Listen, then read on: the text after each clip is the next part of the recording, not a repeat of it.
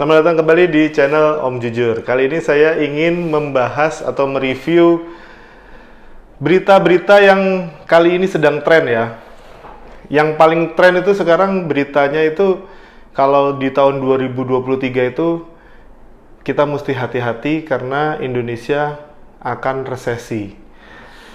Sebenarnya perlu nggak sih kita berhati-hati? Ya perlulah. Nggak usah resesi, nggak usah ada kabar buruk apa, ya kita setiap hari harus berhati-hati.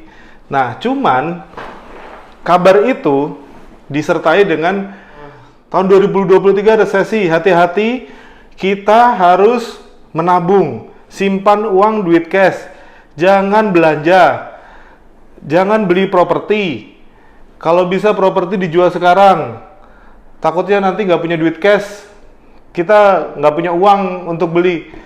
Kalau begini semua, kalau orang melakukan ini semua, itu kan gimana ya? Itu kan digembor-gemborin terus tuh sama semua orang. Ya, pemerintah memberitahu itu bagus. Pemerintah itu memberitahu bahwa kemungkinan ada resesi di 2023 untuk supaya kita waspada.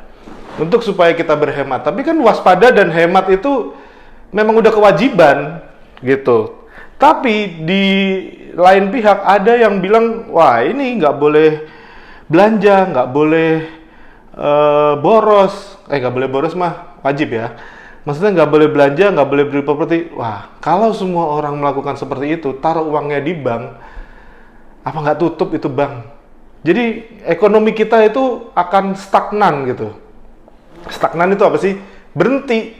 Giliran nggak ada yang beli, barang akan numpuk. Kalau barang numpuk, kejadian loh nanti malahan PHK massal itu.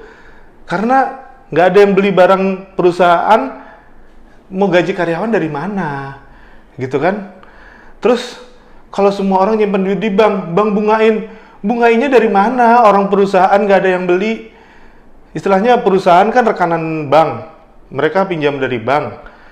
Nah, perusahaan ini produknya nggak ada yang beli, gara-gara masyarakat hold semua duitnya, tahan duitnya semua.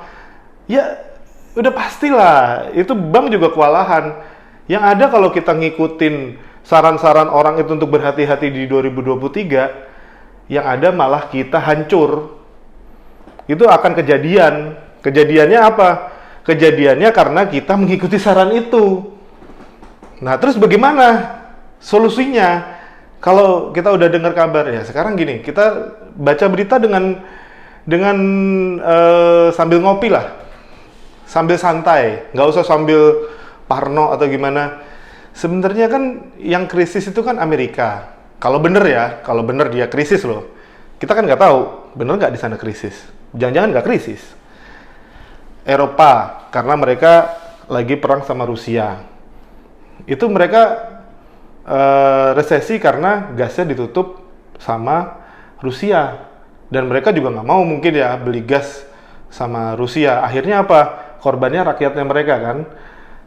Itu harga jadi melambung tinggi, mereka nggak bisa produksi. Yang biasanya industri yang memakai gas akhirnya nggak bisa, akhirnya jadi tinggi.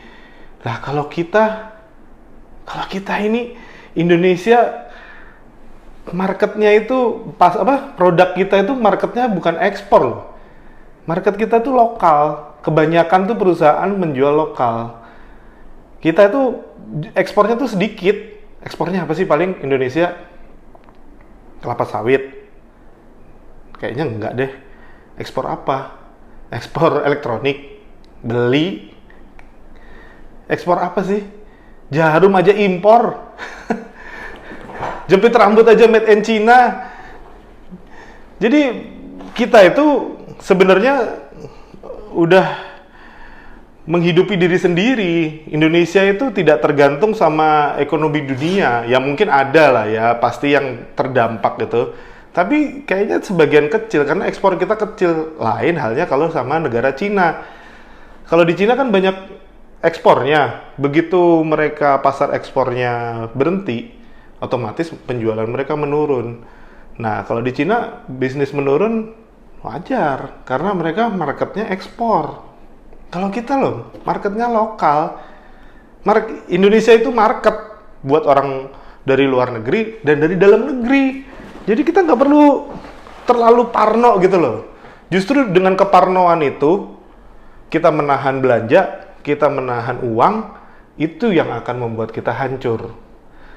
Nah, satu lagi pesan saya, kalau kita udah belanja gitu kan, nah kalau bisa yang pedagang, kalau bisa ya jangan ngambil untung banyak-banyak lah. Ambil untung tuh sewajarnya aja. Jadi tidak mencekek konsumen juga. Jangan mentang-mentang, wah kita nggak takut sama krisis, kita beli tetap. Terus dia naikin harga gila-gilaan, kan nggak mungkin. Jangan kayak gitulah. Tetap ambil profit, tapi ya sewajarnya. Cobalah berdagang dengan hati nurani lah, gitu. Jadi menurut saya, kalau bisa lebih dipikir, kita lebih berpikir lebih dalam mendengar berita-berita resesi yang orang-orang tuh gembor-gemborin terus.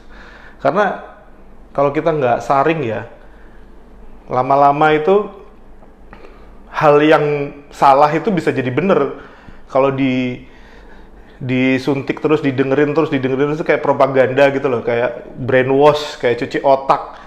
Jadi sesuatu yang nggak enak atau sesuatu yang salah, kalau diulang-ulang, didengerin terus, lama-lama akan terasa jadi benar. Itu ada hukumnya deh kalau nggak salah, tapi saya lupa yang mana. Tapi pesan saya itu, teman-teman nggak usah panik di 2023 ini.